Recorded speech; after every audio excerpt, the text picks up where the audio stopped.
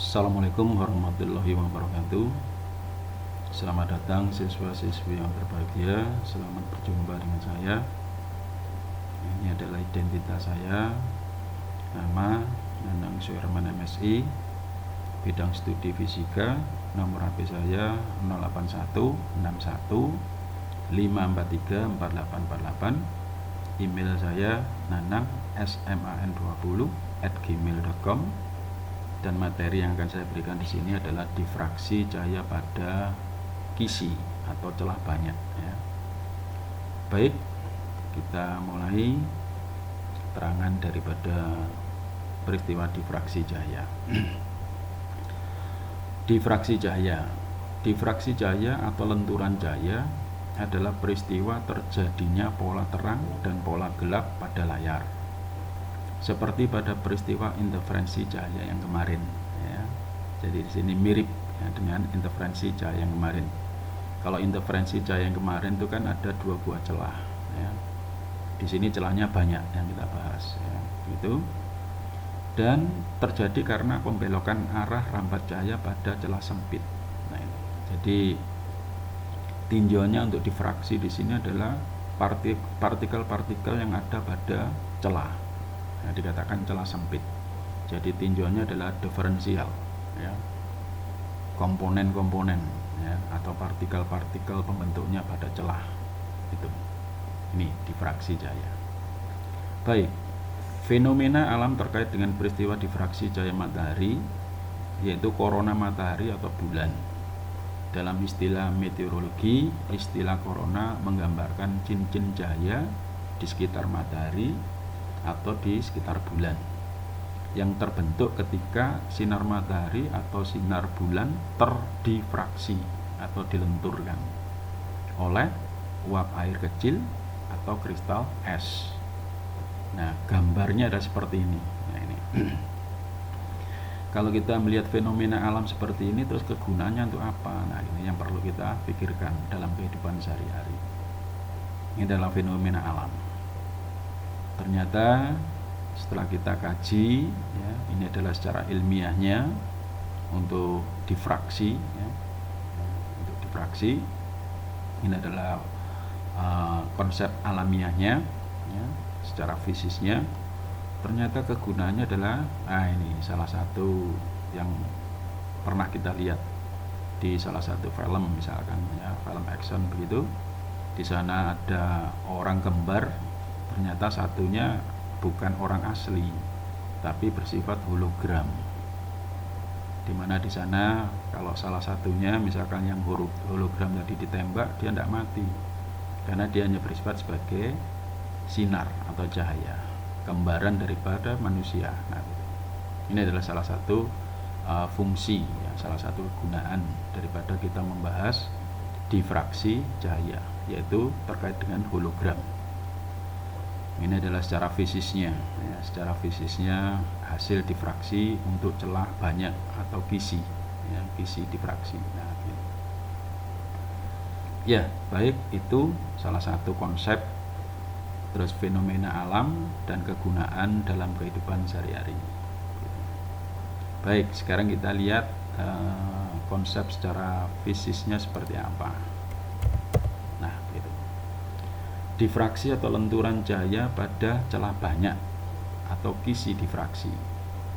Kalau kemarin celah tunggal, sekarang celahnya banyak. Nah, ini celahnya banyak, lebih dari dua ya, lebih dari dua, celahnya banyak. Baik, seperti yang kemarin mirip ya. Di sini ada celah banyak, saya katakan kisi difraksi. Ada cahaya datang jauh dari tak berhingga, cahaya putih begitu, dan datangnya ada sejajar misalkan gitu. Seperti biasa nanti ini akan dibelokkan ya, dibelokkan. Saya menggambarkan sementara ke atas, walaupun ke bawah juga ada ya, supaya hampir sama dengan teori yang kemarin, saya gambarkan ke atas. Nah, karena di sini banyak, maka butuh lensa supaya lebih terfokus. Jadi lensa di sini adalah hanya sebagai penunjang saja supaya lebih terfokus ya, supaya lebih terfokus di salah satu titik. Jadi andaikan kalau di sini ada 10 cahaya yang masuk pada celah ya, yang banyak ini ya, gitu, maka 10 cahaya tadi lewat lensa akan dibelokkan. Saya ulang, lensa di sini sifatnya adalah untuk menunjang saja supaya lebih jelas. Ya, semuanya dibelokkan bertemu di satu titik. Ya, bertemu di satu titik, misalkan titik P biasanya ya, pada layar. Nah ini, pada layar. Nah, di titik P tadi memiliki jarak terhadap terang pusat seperti biasa, ya, terang pusat, yaitu acuannya. Yang jaraknya adalah P kecil. Ya, jaraknya adalah P kecil. Gitu. Seperti biasa, ini nanti ada jarak antara kisi difraksi ya, atau celah ke layar, namanya L kecil. Terus seperti biasa, nanti di sini ada sudut. Nah, ada sudut difraksi. Nah, begitu. Ini tidak saya gambarkan karena banyak ya. Kalau celah tunggal saya gambarkan. Jadi karena banyak, ya kita idem saja dengan teori pada celah tunggal. Jadi di sini nanti ada sudut ya, sudut difraksi pada kisi difraksi, theta biasanya begitu. Ya, baik, ini adalah secara ilmiahnya, secara fisikanya. Sekarang rumusnya. Nah ini. Yang A, syarat terjadinya pola garis terang pada kisi difraksi ya, pada layar adalah ini. Kalau kita lihat, ini adalah mirip dengan interferensi, persis ya. Jadi delta S sama dengan D sinus theta, sama dengan PD per L, sama dengan genap dari setengah lambda. Nah, jadi kalau kita lihat pada kisi difraksi, rumusannya persis dengan interferensi. Kalau terang, ya rumusannya itu ya. Terus N sama dengan 1 terjadi pola terang pertama, N sama dengan 2 terjadi pola terang kedua, dan seterusnya gitu. Ya. Jadi delta S selisih lintasan yang kemarin ya, selisih lintasan. Nah, selisih lintasan di sini. Terus D itu jarak antar celah atau lebar celah ya, saya katakan lebar celah saja. Karena kita tinjau sekarang adalah celah ya, lebar celah. Theta adalah sudut difraksi ya, posisinya di sini seperti kemarin ya, posisinya adalah sini atau ini aja. Nah, ini boleh seperti ini aja. Nah, ini adalah tetanya, sudut kemiringannya ya. Terus P kecil. Nah, ini jarak dari titik yang ditinjau ke terang pusat ya. D lebar celah. L jarak dari kisi difraksi ke layar ya, ini layar. Nah, begitu. Terus apa? N orde. Nah, terjadi orde ke berapa? Ke 1, ke 2, ke 3. Nah, terang, gelap, dan seterusnya ya. Baik. Sekarang yang B, syarat terjadinya pola garis gelap pada kisi difraksi di layar. Nah, ini. Sekarang kita membahas yang gelap. Ternyata dirumuskan secara umum. Nah, ini delta S sama dengan D sinus theta sama dengan P kalikan D per L sama dengan ganjil dari setengah lambda. Ternyata mirip atau persis dengan rumusan pada interferensi ya, persis sama. Jadi ganjil dari setengah lambda kalau terjadi pola garis gelap pada kisi difraksi, berlawanan ya, atau kebalikannya celah tunggal. Jadi pada kisi difraksi persis dengan interferensi yang kemarin ya, gelap rumusannya adalah ganjil dari setengah lambda. Sama kalau N nya 1 ya berarti terjadi pola gelap pertama, N nya 2 terjadi pola gelap kedua, dan seterusnya ya, gitu. Baik, keterangannya delta S yaitu selisih lintasan dari dua sumber cahaya tadi ya, ini ya, yang di sini itu delta S-nya di sini. Terus D jarak antar celah sumber cahaya atau lebar celah boleh ya. Ini. Yang L jarak sumber cahaya ke layar ya, jarak sumber cahaya ke layar. P kecil jarak titik P besar ke terang pusat atau O, itu jarak pola terang gelap ke terang pusat ya, meter. Ini tadi. Nah, ini P kecil. Kalau di sini P besar, terjadi pola gelap atau terang. Di sini terang pusat, maka ini adalah P kecilnya. Nah, ini ya, gitu. Terus P besar, titik yang ditinjau atau titik yang terjadi, bisa titik pola terang ke N atau titik pola gelap ke N ya. Tadi posisinya di sini. Nah, ini ya, di sini di dalam P besar itu. Sedangkan O adalah titik terang pusat, titik acuan terjadinya pola terang atau gelap pada layar. Memang semua terhitung dari terang pusat ini posisinya. Nah, gitu. Ya. Baik. Sedangkan theta adalah sudut difraksi cahaya. Karena kita ngomong difraksi ya berarti ya sudut difraksi, gitu ya. Kalau kita ngomong interferensi ya berarti sudut interferensi. Sedangkan lambda adalah panjang gelombang cahaya yang digunakan. Ya, panjang gelombang cahaya yang digunakan. Nah, sekarang catatan. Rumus difraksi celah banyak atau kisi difraksi sama dengan rumus interferensi cahaya. Nah, ini ya. Jadi saya nyatakan dengan rumus yang kembar, harapannya apa? Tidak terlalu banyak dihafalkan ya. Banyak buku lain yang menyatakan rumus ya, ujung-ujungnya sama ya, ujung-ujungnya sama. Nah, daripada menghafalkan banyak rumus, lebih baik karena ada kaitannya dengan interferensi, ya kita mengacu pada interferensi cahaya ya. Gitu. Terus yang kedua, catatan yang kedua, nah ini. Bila terdapat kisi difraksi yang panjangnya 1 cm ya, di mana kaca difraksi tersebut digores sebanyak 5.000 goresan sebagai sumber cahaya baru ya, maka jarak antara dua celah sumber cahaya, artinya jarak antara goresan satu dengan goresan yang kedua, antar goresan dirumuskan D sama dengan 1/5000 cm ya. Bila banyak goresan pada kisi difraksi adalah N ya, misalkan 5.000 tadi adalah N, ada 6.000 adalah N, ada 10.000 adalah N gitu, maka jarak antara celah pada kisi difraksi, jarak antara celah, jadi antara goresan ya, pada kisi difraksi dirumuskan D sama dengan 1/N besar. Hati-hati, bedakan ini. Kalau N besar menyatakan banyaknya goresan atau banyaknya garis. Jadi 1 cm kaca digores ya, sebanyak N goresan. Saya ulang, ada 1 cm kaca digores sebanyak N besar goresan, bisa 5.000, bisa 10.000 dan seterusnya dan seterusnya. Jadi N besar menunjukkan banyaknya goresan atau garis pada kisi difraksi ya, pada kaca tadi. Sedangkan N kecil, hati-hati, orde ke N yang seperti kemarin ya, seperti biasa. Ini menunjukkan orde garis terang, garis gelap ke berapa? Ke 1, ke 2, ke 3. Nah, ini bedakan antara N kecil dengan N besar. Cuman dirumuskan ya, jarak antar goresan ya, ini jarak antar sumber dirumuskan adalah 1/, banyaknya goresan, 1/N. Nah, gitu. Ini sering keluar ya, dalam soal.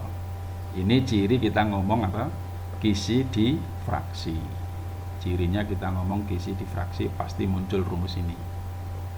Baik.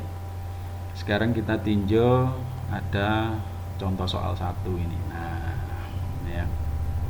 Baik, kita baca soal nomor 1. Seberkas sinar monokromatis dengan panjang gelombang 5 × 10⁻⁻⁷ meter datang tegak lurus pada sebuah kisi difraksi jika spektrum orde garis terang kedua, nah ini, membuat sudut 30 derajat dengan garis normal pada kisi difraksi, maka tentukan jumlah garis per senti ya, kisi difraksi tersebut ya. Nah, ini adalah contoh daripada kisi difraksi, di mana di situ ada spek ya, spesifikasi sebuah kisi difraksi. Jadi di sini ada 1 mm yang digores sebanyak 100. Nah, ini ada spesifikasi kisi difraksi di mana 1 mm digores sebanyak 100, ada 1 mm digores sebanyak 300, ada 1 mm digores sebanyak 600 goresan. Nah, jarak antar goresan tadi yang disebut dengan D, ya, jarak antar goresan. Jadi ini adalah salah satu gambaran, ya, kisi difraksi, ya, kisi difraksi gitu. Baik, diketahui kisi difraksi pada celah banyak. Artinya soal ini kita membahas kisi difraksi atau difraksi pada celah banyak. Panjang gelombang yang dipakai lambdanya adalah ini 5 kali 10 pangkat minus 7 meter, ya, ini sudah meter, biarkan. Terus terjadi spektrum orde garis terang kedua. Nah ini garis terang, nah nanti hati-hati rumusnya. Kedua berarti n nya 2, dan sudut difraksinya, ya, tadi dikatakan 30 derajat, tetanya adalah 30 derajat. Nah, begitu. Ditanya jumlah garis per senti, ya, pada kisi difraksi itu. Berarti yang ditanyakan adalah n besar, ya, jumlah garis per senti, ya, pada kisi difraksi itu. Berarti n besar berapa? Ya, baik. Jawab. Syarat terjadinya, ya, syarat terjadinya pola garis terang kisi difraksi pada layar. Nah, rumus umum. Nah ini kembali lagi ke interferensi, ya. Jadi genap dari setengah lambda. Ini harapan saya hafal. Delta S sama dengan D sinus theta sama dengan B kalikan D per L dikalikan genap dari setengah lambda. Genap itu apa? Ya 2N, ya. Jadi kembali ke interferensi begitu. Terus rumus yang dipakai yang mana? Karena di sini adalah rumus umum. Sering saya katakan rumus yang dipakai adalah mana yang diketahui, mana yang ditanyakan. Ya. Jadi di sini lambda diketahui, n-nya diketahui, theta diketahui. Untuk P kecil, L tidak diketahui, berarti sementara tidak dipakai. Ya. Delta S tidak diketahui, sementara tidak dipakai. Berarti yang dipakai adalah D sinus theta sama dengan genap dari setengah lambda. Nah, begitu. Sehingga saya tulis D sinus theta sama dengan genap dari setengah lambda. Ini yang dipakai. Sementara ini yang dipakai. Ya. Baik, jadi sementara kita mencari D dulu. Ya, kita mencari D dulu. D sinus theta adalah genap dari setengah lambda. Terus ini saya selesaikan, ya. Atau D dulu. D dirumuskan bagaimana? Oh, D dirumuskan yang sebelah kanan ini dibagi dengan sin theta. Berarti 2n kali setengah lambda dibagi dengan sin theta. Terus yang atas saya selesaikan, 2 dikalikan setengah adalah 1 dikalikan n dikalikan lambda, berarti n lambda dibagi dengan sin theta. Baik, kita selesaikan, kita substitusi. N nya tadi terjadi terang kedua. Nah ini, mana tadi? Nah ini terang kedua, n nya sama dengan 2, berarti 2 dikalikan lambdanya 5 kali 10 pangkat minus 7 dibagi dengan sinus 30. Sehingga di situ ini kita selesaikan, ya, 2 kali 5 10 kali 10 pangkat minus 7 sinus 30 adalah setengah, ya. Setengah naik menjadi 2, berarti 2 kali 10 20 kali 10 pangkat minus 7 meter. Karena tadi adalah per senti, saya nyatakan dalam senti. Ya. Berarti di sini dikalikan 100 dikali 10 pangkat 2. Berarti tinggal 20 kali 10 pangkat minus 5 senti. Karena tadi permintaannya adalah per senti. Nah ini jumlah garis per senti. Ya. Ini tadi jumlah garis per mili. Nah, gitu. Baik, sehingga D-nya adalah 20 kali 10 pangkat minus 5 cm. Banyaknya garis kisi difraksi n besar, dirumuskan seper D. Nah, kalau tadi D adalah seper n, ya berarti n sama dengan seper D. Saya ulang, kalau rumus yang kita tulis di atas tadi D adalah seper n, berarti n ya seper D. Nah, gitu. Sehingga banyaknya garis atau gores seper, nah ini 20 kali 10 pangkat minus 5, ya, sehingga di situ ini saya naikkan 10 pangkat min 5, saya naikkan Saya tulis 10 pangkat 2 kali 10 pangkat 3 alias 100 kali 10 pangkat 3. Ya, harapan saya apa? Nanti 100-nya dibagi dengan 20. Ini 5 dikalikan 1000 berarti 5000 garis. Artinya 1 cm lensa 1 cm kaca ya, 1 cm kaca digores sebanyak 5000 gores. Nah ini ya. Baik, ini untuk yang soal nomor 1. Untuk yang apa? Terang ya, ini terang. Nah gitu. Coba untuk yang gelap. Nah, untuk yang gelap. Nah, untuk soal nomor 2 ya, mirip permasalahannya, cuman yang ditanyakan adalah pola garis gelap ya pada orde yang sama, yaitu 2. Coba kita baca. Soal nomor 2.